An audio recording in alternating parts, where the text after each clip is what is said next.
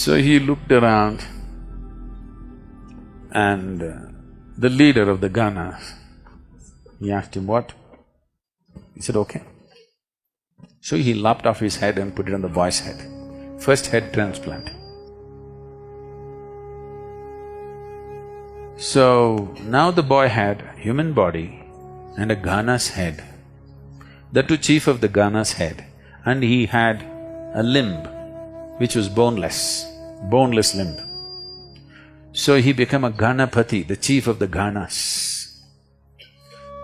Because he got a head which was not human, he was supremely brilliant. Because of this extreme sense of intelligence, he did not allow anything to be an obstacle in his life. It's the only culture which is still conscious that God is our making. Whenever Shiva is a bit of a vagabond householder, he goes away. So his wife, Parvati, instead of staying in Kailash, she comes down here because that's all iced up. She comes down here, at least there's cold water. So she lives here largely.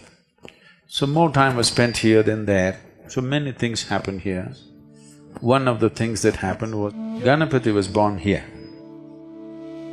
So he's not elephant-headed, he's Ganapati. Gana means the Ganas who were Shiva's companions.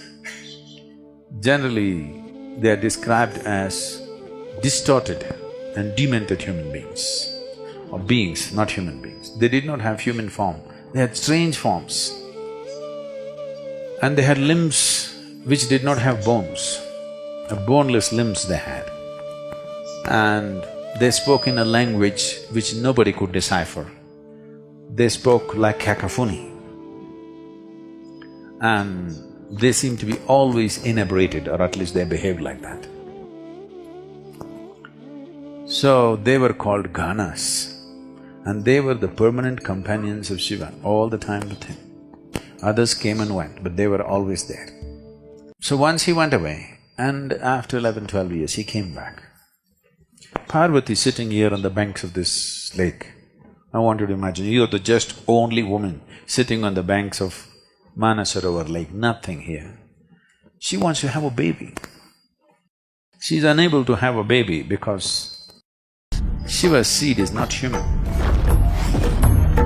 So, it's clear that she cannot have a baby with him. But when she's alone, when she's with him, she's fine. When he's gone for long periods, her maternal instincts took over, she wants to have a baby.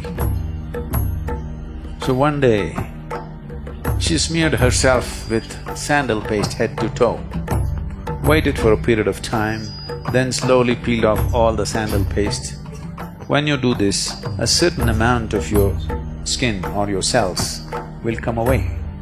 Making use of this, using her tantric power, she made the shape of a baby and breathed life into it. A nice little boy came, and she was very happy in the company of this boy. And he grew up, just the two of them, nobody. And Shiva lands up from somewhere, nobody knows where he goes. Him and his friends land up, full, all inebriated and happy, come to see his wife. He's that kind. And Parvati wants to have bath.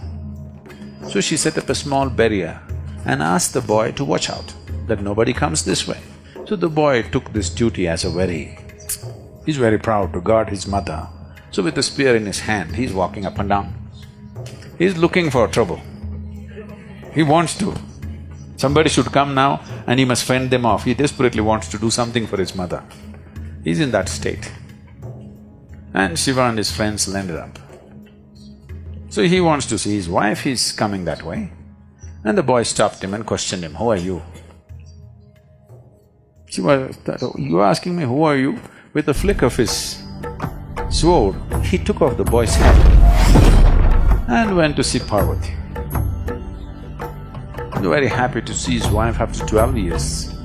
But the wife saw blood on his sword and she screamed. and he got the works. Then he doesn't know what to do. He thought after 12 years he'll get a great welcome. Here she's freaking on him. She said, "You have to bring him back to life." He said, "That's not possible, he's decapitated, he's finished. I don't care what has happened, I want him back to life." Now if he wants to have his wife, he has to bring this boy back to life. So he looked around, the Ganas, they were all there, kiki, kiki, kiki, kiki, kiki, like this. So he looked around and the leader of the Ganas, he asked him, "What?" He said, "Okay." So he lopped off his head and put it on the boy's head. First head transplant. So now the boy had human body and a Gana's head, the two chief of the Gana's head, and he had a limb which was boneless limb. So he became a Ganapati, the chief of the Ganas. Somewhere down the line, artists from Sivakasi in Tamil Nadu, because they had never seen a Gana but the place was full of elephants, a boneless limb means they could not imagine beyond an elephant. So they slowly made that into an elephant. Whatever they do even today, everybody calls it only Ganapati. Nobody calls him Gajapati, okay? Some people have started writing songs these days calling him Gajapati, but it doesn't stick. Ganesh, Ganapati is what sticks because he is Ganesh, he is Ganapati. He is the king or the leader or the chief of Ganas. Because he got a head which was not human, he was supremely brilliant. Because of this extreme sense of intelligence, he did not allow anything to be an obstacle in his life. Every obstacle in life can be cleared if you have the needed intelligence, isn't it? So this is what he proved.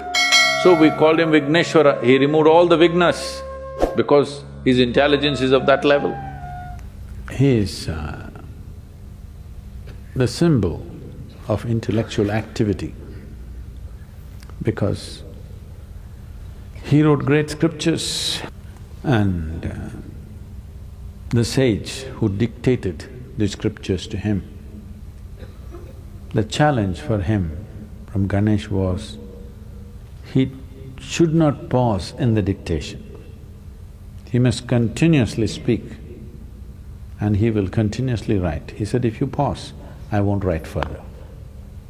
It's a test for the sage, whether what he's speaking is really a fountainhead of his being or is it something scholarly that he makes up in his head. So Ganesh said, "Only uninterrupted dictation, if you do, I will write. If you pause somewhere, once I keep my pen down, I will not write again." So sage Vyasa spoke uninterrupted. It went on for months on end. Ganesh wrote without missing a single word, the best stenographer you can have. He is the symbol of human intellect.